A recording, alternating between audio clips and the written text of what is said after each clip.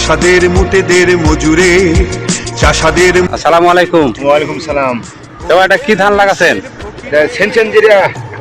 Century, জিরা century. সেনসেন জিরা হয়। এটা কি নতুন লাগাছেন এবার? নতুন লাগাচ্ছি হয়। এর টাকা কত? এটা কি নতুন লাগাছেন? নতুন লাগাচ্ছি হয়। তাহলে কেমন বুঝেছেন ধানের গাছ গুছ কেমন? গাছ খুব ভালো দিচ্ছে। গাছ ভালো লাগছে। হ্যাঁ। পাতা দেখছি মাঝে মাঝে মাঝে মাঝে লাল হচ্ছে, এটা হচ্ছে কারণ। এটা কি গাছে, এটা তো বোঝা যাচ্ছে না। তাহলে এই ধান আপনি শুনেছেন কাগজ থেকে কেমন কি ফলন হয়? ফলন মানে শুনেছি 30 মন ডাটা লিয়া দিবেন, তাই কাছে 30 মন ফলন নিচ্ছে। 30 মন হার। হ্যাঁ, 30 মন হার।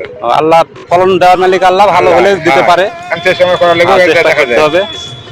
তো আপনি কেমন বুঝেছেন এবারকার ধানের কোয়ালিটি? ফলনটা খুব ভালো, কত সুন্দর দেওয়া যাচ্ছে, খুব ভালো দেখালাম।